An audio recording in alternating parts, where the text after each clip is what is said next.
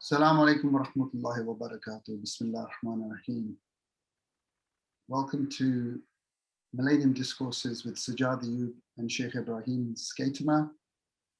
We're on discourse number 12, which is being present in the moment. So if we take death as your advisor, this is a profound statement that connects closely to being present in the moment. What are you actually saying here? So we did speak before, Sajjad Ayub, about these two kind of endeavors. I mean, the one endeavor is the grand accumulation, that you consider your life as all about what you amass. And it really is the skill that's exercised. There is a skill in laying up or accumulating. But then there's another skill that we can have as human beings, and that is loss.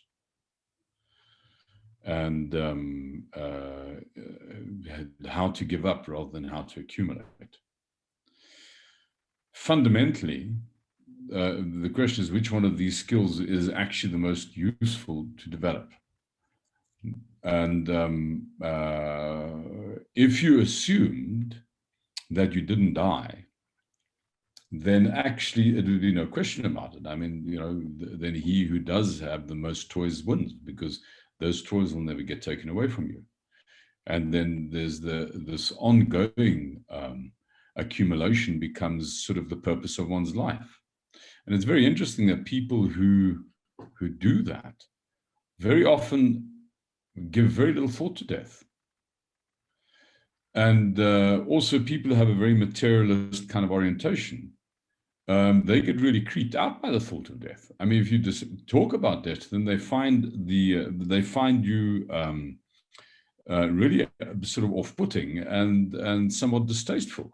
I mean, how dare you bring this nasty sort of subject into the room? I mean, it's far worse than talking religion and politics. Just talk to people about death. They find it really creepy. So the other propensity that what makes it possible for us to take this issue of developing the skill of handing over or of submitting seriously? It is because we keep on reminding ourselves that we are going to die, and that that when we step into a grave, this is an examination, and the only question they ask you in this examination isn't, how much have you accumulated, but how easily can you lose it all unconditionally right now? That's the only question that death ever asks of you. So if you wish to develop the skill of being able to hand over, just remind yourself that how inevitable it is. Because it stands to reason that you can't pass an exam you're not going to study for. And if the exam you write at the end of your life only asks you this one question, and that is, can you lose absolutely everything unconditionally right now, and you're not going to study for that exam, it's unlikely that you're going to pass for it. So how do we study for that exam? We learn how to do the little bits of handing over that's required of us incrementally, moment by moment, that we're alive. So we engage our day-to-day life on the basis of what we can contribute or give or how we can serve, rather than what we're trying to accumulate ourselves. So if this taking your death as your advisor is a key, it's a principal enabler of the good life.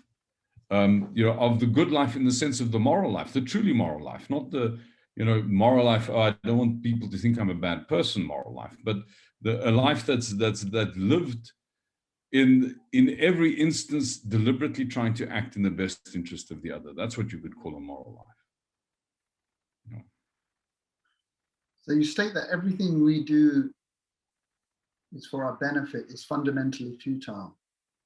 Are you saying that I shouldn't work at my job or look after my family because part of that is because I want a better life and more benefits?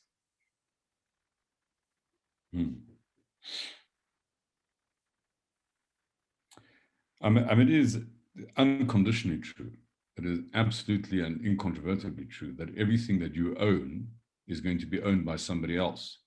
and probably sooner than you think.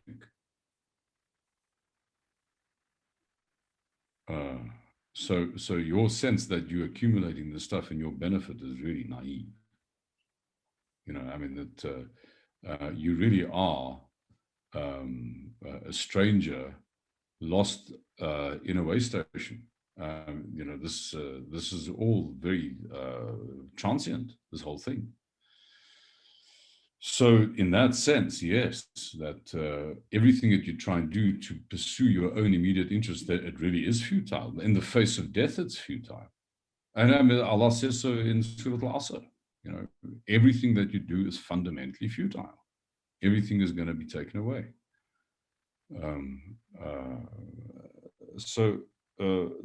Now the question then is, well, should I then go and sit with sackcloth and ashes and not take care of my family and, you know, pay the bond and put the kids through school? And well, unfortunately not, because this capacity to hand over, I mean, so you've,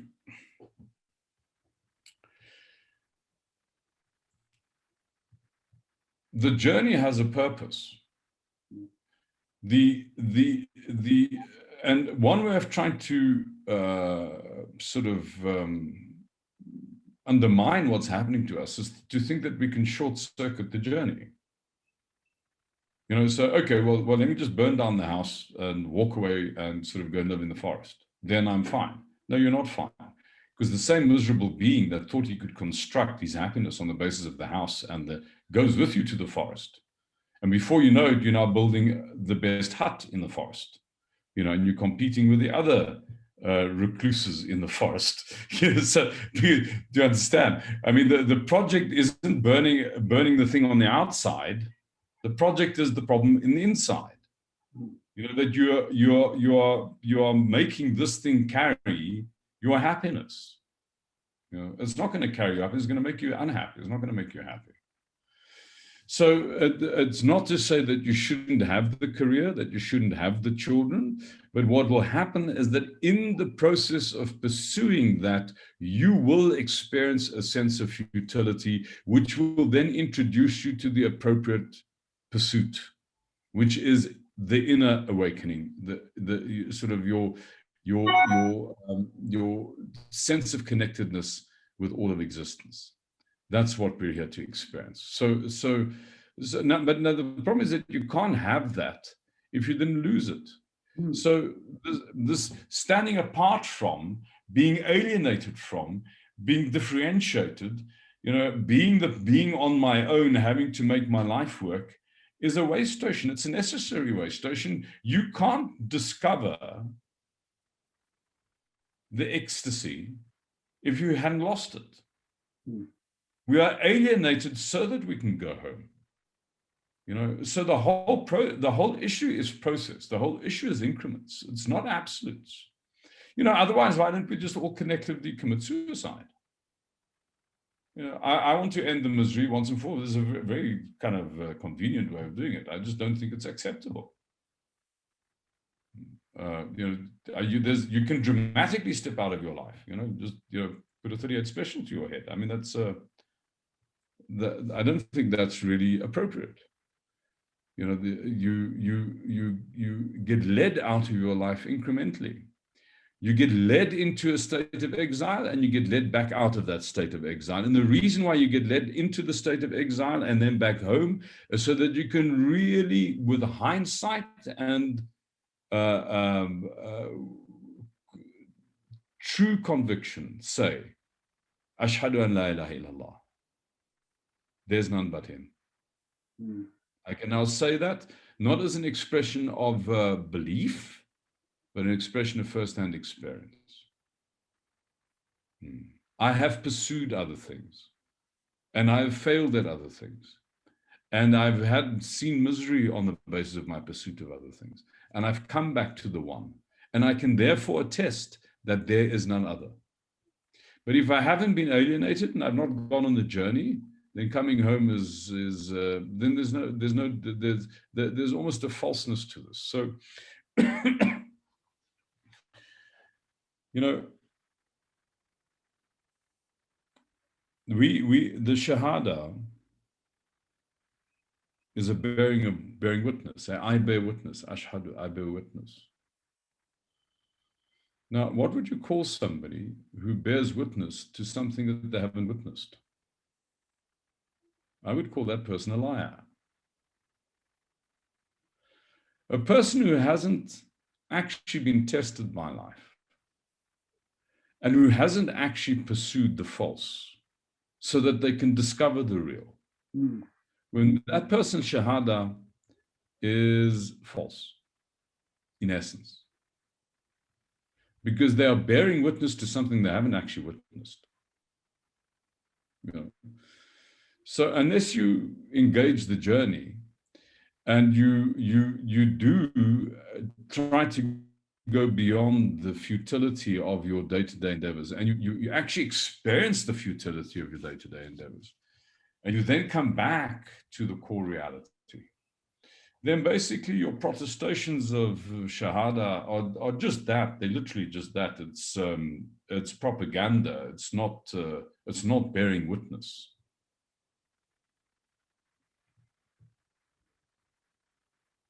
Thank you for that. Unconditional motives suggest that many benefits you describe as fruits of the garden, like freedom, security, and ecstasy. Please tell us more about this. And we often talk about being in our own head. What is the root medicine for this? It's kind of like two questions in one.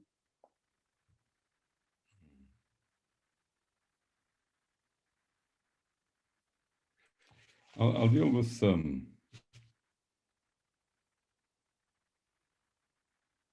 the first.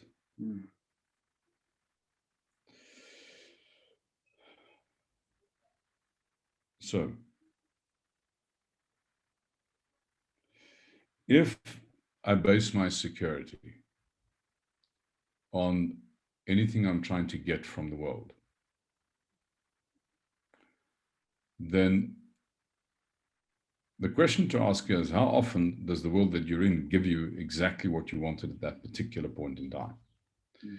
And I can tell you without fear of contradiction, the one that I'm in never does that with me. Because there's always something I can complain about. Right now, I've got a bit of a headache. I have in half an hour's time, I will have some other discomfort, and this is the nature of being human. So if the world cannot deliver you a set of conditions that are going to suit you right now, it's not how things work. So if you base your sense of security on whatever the world delivers to you, you will stay insecure. And the further implication to this is that if you think that you can own enough things to make you feel secure, we have spoken about this before, that's drinking salt water for thirst. You know, nothing makes, so get, but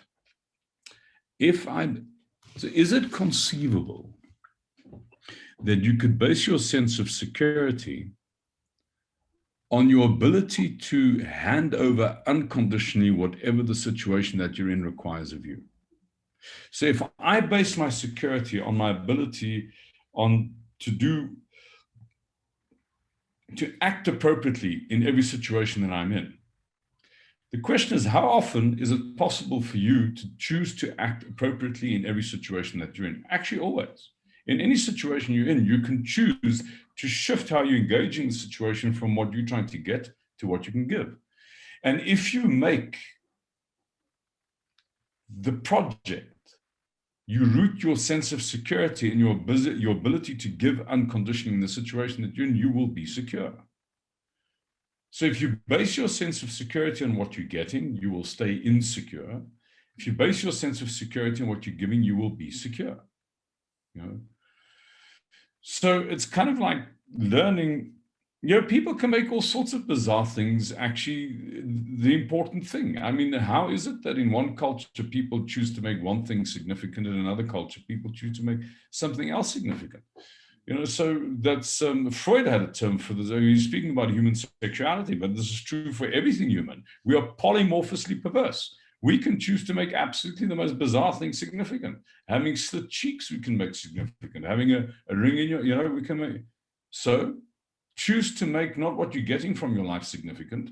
Choose to make how well you can give appropriately in the situation that you're in significant. Because when you do that, you're actually far closer to being free and actually cultivating a sense of fulfillment in your life than what you are if you don't.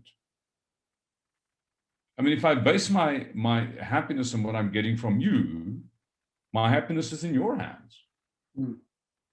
But when I base my happiness not on what's coming from you to me, but from what's leaving me to you, and I base my happiness on that, then you've got no control over my state. My happiness isn't accounted for by what you're doing to me. My happiness is accounted for by what I'm doing to you. Mm. So I'll always be happy. I'm free. I'm not a bondsman. I'm not a slave. So I'm happiness not your slave. within. Exactly that. Yeah. So happiness comes from the ability to act, to root your happiness in the ability to act unconditionally in the interest of the other in every situation that you're in. And when you do that, you discover the most extraordinary thing. When you truly act unconditionally in the interest of the other in the situation that you're in, you discover that the world has your back. Life has your back. That the whole of existence, his theater, orchestrates in your benefit in ways you can't even begin to account for, that you can't even begin to fathom, that you could never manage because it's too big. And then you discover that actually things that do get taken away from you when you behave like that get taken away from you in your interest. All the losses you have are losses in your interest. All the suffering you have is actually in your interest. That the whole of your life is blessing. There isn't a date stone of curse in it. Which of the blessings of your Lord will you deny? There is no curse in it. There's only blessing. That happens when you deliberately cultivate the skill of acting appropriately in the situation that you're in every situation. You do that, the whole of the universe becomes your ally and your benefactor. You act on the basis of your own interests, the whole of the universe, which is his theater, his bondsmen, his tools, let you get on with it. Well, then, if you think you can outsmart this thing, then go ahead and try. You will fail.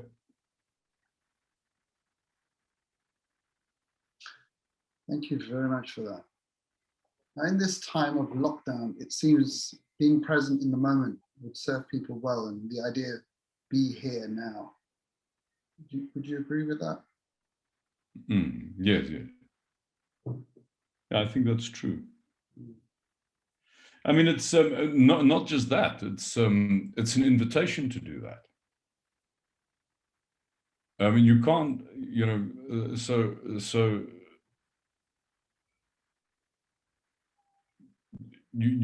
invited to find that which is satisfying in what is immediately around you, and not on the other side of of whatever it is, whatever the endeavor is, on the other side of the city, the other side of the project, whatever the goal is. That's if you're locked down, you can't pursue that. So you're invited to examine where you are and to find pleasure in the things that we spoke about before, which is learning how to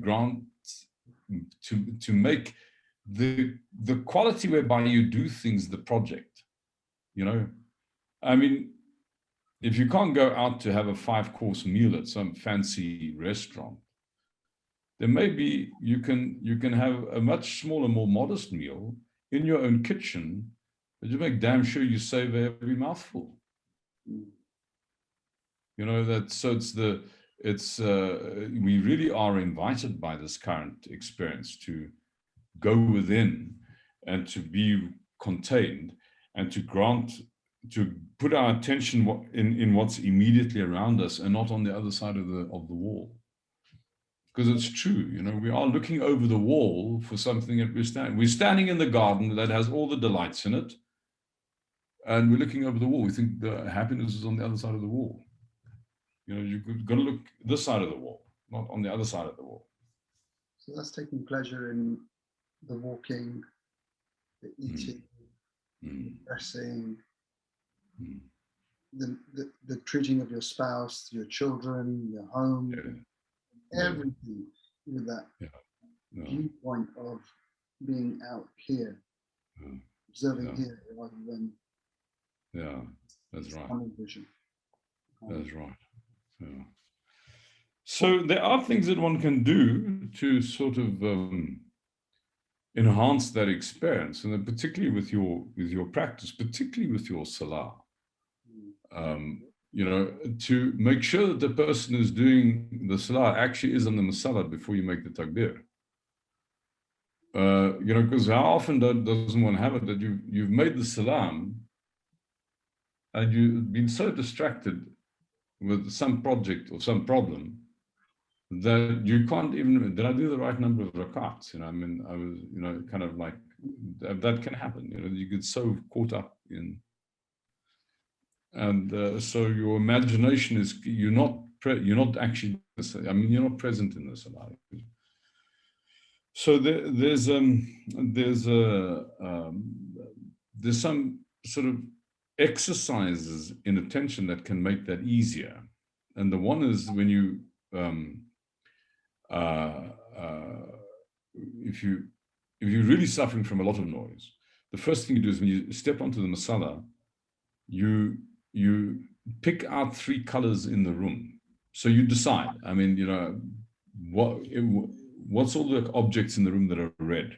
You pick them up. And then you ask yourself, okay, so what are all the objects in the room that are blue? You pick them out. And what's all black? You pick them out.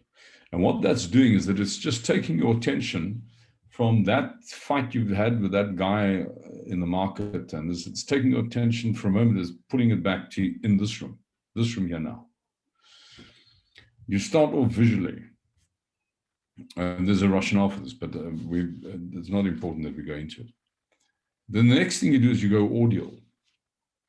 Pick up 3 sounds. What's the furthest sound that I can actually hear right now? What's in the intermediate distance? What are the sounds that are right around me now?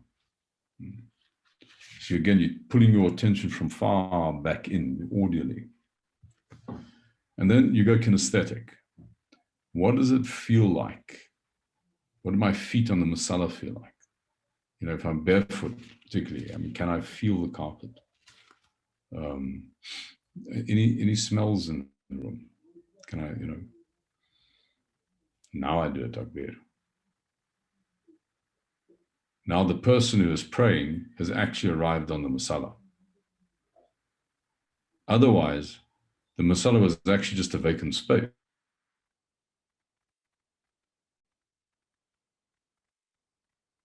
With it. So this is a very helpful technique of becoming present in your salah. To actually give attention to just what it feels like to be on the masala before you make the takbir. And also to make all of the postures deliberate. Can you just repeat? I mean, can you just repeat that? The line just went off for a second. Okay, so also to make all of the postures of the salah deliberate. You know, in other words, when you go into ruku,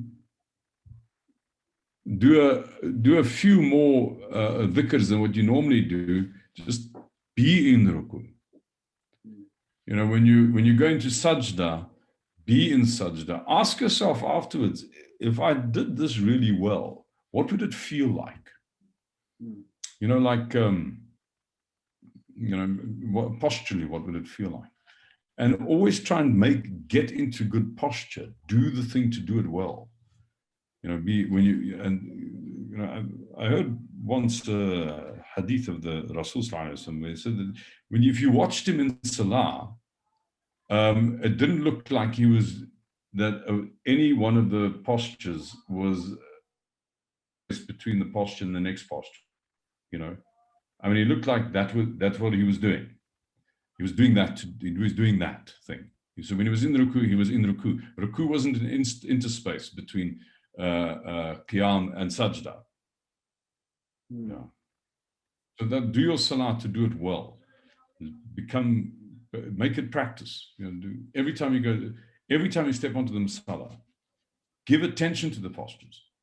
Do them well. Don't just do the salah to get through the salah because it's a farad. So you think be present, be deliberate, be focused, feel the three colors, the auditory, the kinesthetic, and the visual. Align yourself and be present. That's right. Subhanallah. Yeah, be present. Subhanallah. Thank you again. Thank you very much. Assalamu alaikum. Thank you.